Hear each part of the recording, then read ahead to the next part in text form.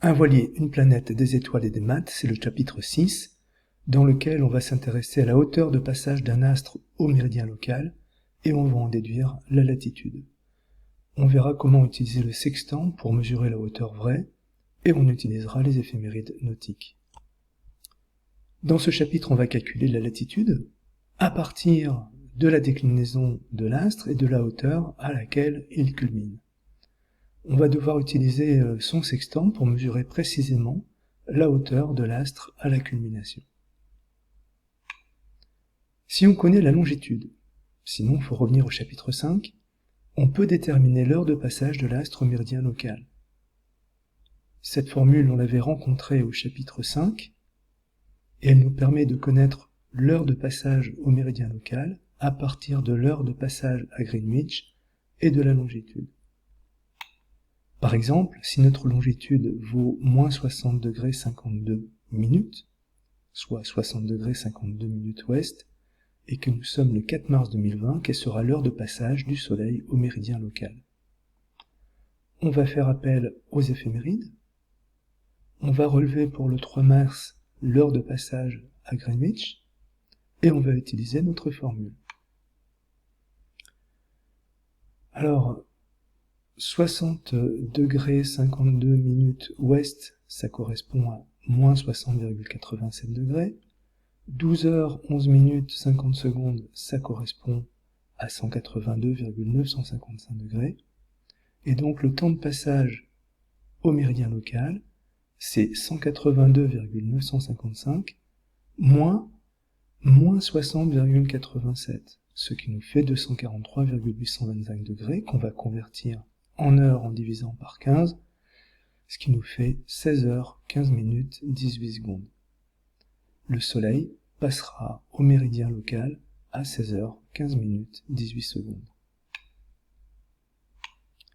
En fait, il n'est pas nécessaire de connaître avec énormément de précision l'heure de passage au méridien local. En effet, au moment où l'astre culmine, sa hauteur, varie très très peu. Donc si l'heure de passage au méridien local est 16h 15 minutes 18 secondes, on pourra sans problème faire la mesure entre 16h 10 minutes et 16h 20 minutes, et même largement au-delà. Quand on mesure la hauteur de culmination de l'astre avec un sextant, on va noter plusieurs choses. Déjà, la hauteur mesurée de l'astre. Attention, c'est toujours le bord inférieur de l'astre qui tangente l'horizon du sextant. Donc il faut augmenter la hauteur du rayon apparent de l'astre. C'est donc 16 minutes pour le Soleil et la Lune. Et il faut noter des précisions sur les conditions de la mesure qui permettront d'obtenir la hauteur réelle après cette correction. Alors ces conditions, c'est l'erreur de collimation si on a une, la hauteur de l'observateur par rapport au niveau de la mer, et la réfraction de l'air. Alors à propos de l'erreur de collimation, si on ne se souvient pas de ce que c'est, on peut retrouver la vidéo de Navastro sur ce lien qui explique comment utiliser un sextant. Il faut faire attention aux signes de la correction de collimation. Si l'index du petit tambour se trouve sur les petites valeurs d'angle, ici par exemple c'est 3 minutes, eh bien la correction à apporter est négative. Ici ce sera moins 3 minutes. Si au contraire l'index se trouve du côté des grandes valeurs d'angle, ici du côté des 50-60 minutes d'angle, eh bien la correction à apporter est positive. Ici j'ai décalé de 2 minutes, c'est donc une correction de plus 2 minutes. Qu'est-ce qu'on peut dire de la réfraction de l'air? Eh bien, ici ce schéma nous propose une position du Soleil, qui est la vraie position du Soleil, un observateur, et un rayon lumineux qui, de façon rectiligne, se propage du Soleil vers l'observateur. Et donc ici l'observateur mesure la hauteur vraie. Alors ça marche pas. Pourquoi? Parce qu'en réalité, eh bien, la propagation de la lumière dans le vide est bien rectiligne, mais ici, dans l'air, elle ne sera pas rectiligne. Elle va présenter, eh bien, une petite inflexion. En réalité, donc, ici, lorsqu'on va viser, on ne va pas voir le Soleil. Lorsqu'on va se mettre ici, sur cette position, effectivement, on verra le Soleil. Et on verra le Soleil dans une direction qui est la direction apparente. On aura une position ici apparente. En fait, le Soleil, on ne le voit pas à sa vraie place. Et ce qu'on va mesurer ici, c'est une hauteur apparente. Alors, comment corriger cette hauteur apparente pour obtenir la hauteur vraie? Eh bien, on va faire intervenir ici un angle qui s'appelle la réfraction atmosphérique. Et dans cette construction, on voit bien que la hauteur apparente, c'est la réfraction plus la hauteur vraie. Donc la hauteur vraie, c'est la hauteur apparente moins la réfraction atmosphérique. Reste à déterminer cette réfraction atmosphérique.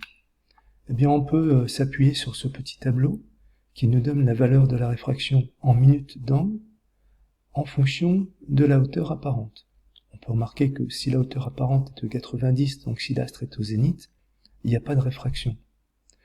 Si la hauteur apparente est à 0, donc si l'astre se couche ou se lève, on a une valeur théorique, une valeur estimée de 34 minutes. Dans les autres cas, on a des valeurs intermédiaires, et il existe une formule simplifiée qui permet d'estimer la réfraction. C'est l'inverse de la tangente de la hauteur apparente. Voilà, c'est une formule simplifiée, mais nous, ça nous suffira largement. Qu'est-ce qu'on peut dire de l'altitude de l'observateur par rapport au niveau de la mer? Alors l'observateur n'est pas positionné strictement au niveau de la mer, ce qui fait que l'horizon qu'il voit n'est pas l'horizon local vrai. Ce qu'il voit, en étant sur le pont ici, c'est un horizon apparent, qui n'est pas tout à fait l'horizon réel.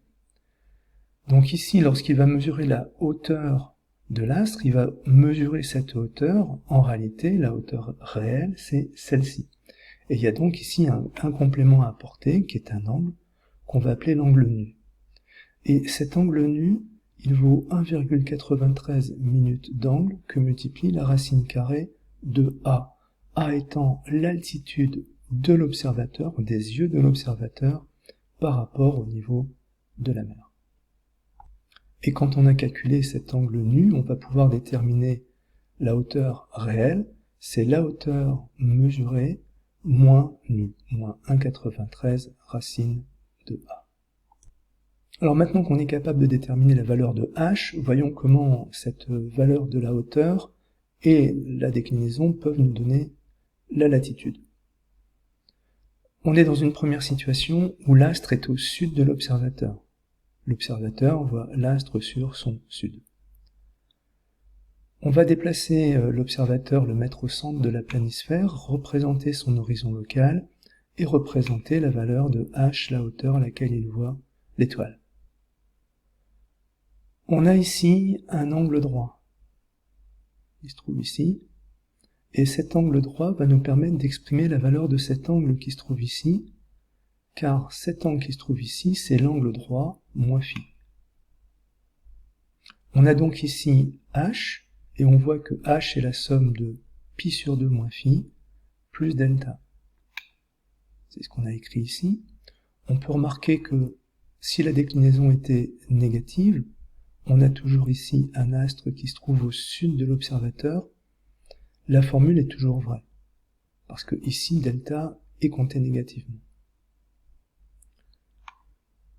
Alors, eh bien, si h est égal à delta plus pi sur 2 moins phi, on va pouvoir en déduire la valeur de phi, la latitude, qui est delta plus pi sur 2 moins h.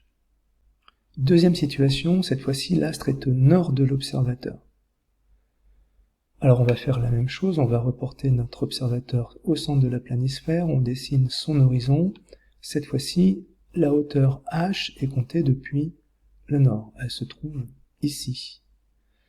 Alors cette hauteur h qui se trouve là, on va la retrouver dans l'angle qui se trouve ici, c'est pi moins h, et l'angle qui se trouve là, c'est toujours pi sur 2 moins phi. Alors ici, on a l'angle pi moins h, qui est égal à pi sur 2 moins phi, plus delta. C'est ce qu'on a écrit ici. Donc, eh bien, on obtient une autre expression de phi, qui nous dit que dans ce cas où l'astre est au nord, phi est égal à la déclinaison moins pi sur 2 plus h. On a donc les deux situations. L'astre au sud, phi est égal à déclinaison plus pi sur 2 moins h. Astre au nord, phi est égal à déclinaison moins pi sur 2 plus h. On va prendre un exemple. On a mesuré la culmination du Soleil, 47 degrés 52,4 minutes. Il a été observé au nord, au sextant, et il a été observé à 16h15 minutes 18 secondes le 4 mars 2020 pour une longitude de moins 60 degrés 52 minutes. Et tout à l'heure, on avait vu que ce temps-là, c'est la date de passage du Soleil au méridien local. Quelques informations complémentaires, la hauteur de l'observation par rapport au niveau de la mer, c'est 3 mètres, et l'erreur de collimation était de plus 2 minutes. On demande d'estimer la latitude de l'observateur. Alors, il faut obtenir la hauteur vraie. La hauteur mesurée, 47 degrés 52,4 minutes, on l'a convertie en 47,872 degrés. Il faut ajouter l'erreur de collimation. Ici, elle vaut plus 2 minutes, donc on va ajouter plus 0,033 degrés. Il faut soustraire la correction liée à la hauteur de l'observateur. 1,93 fois la racine de carré de 3 mètres, ce qui fait 3,343 minutes, 0,056 degrés. Il faut ajouter le demi-diamètre apparent du Soleil, 16 minutes, 0,267 degrés. Et il faut soustraire la réfraction, et on va prendre 1 minute pour 47 degrés, ça n'a pas besoin d'être très précis, 0,017 degrés. Et on obtient une hauteur réelle de 48,044 degrés. Alors par rapport à cette réfraction, on se souvient du tableau qu'on a donné tout à l'heure, 40, 50, 47 c'est entre les deux, donc c'est à peu près effectivement 1 minute. Si on applique cette formule, on obtient un petit peu plus d'1 minute, on obtient je crois 1,08 minutes, ça change pas grand chose. Alors maintenant qu'on a la hauteur, on va chercher la déclinaison dans les éphémérides.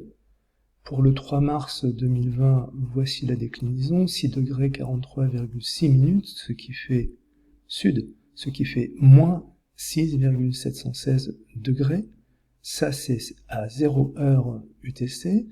Nous, il sera 16h25, donc on va appliquer 16h25 fois une correction qui se trouve ici de 1 minute par heure. Et en faisant bien attention aux signes, ça fait moins 6,445 degrés. Voici la déclinaison. Dans l'énoncé, on nous dit que le Soleil est au nord, donc c'est cette formule qu'il va falloir appliquer.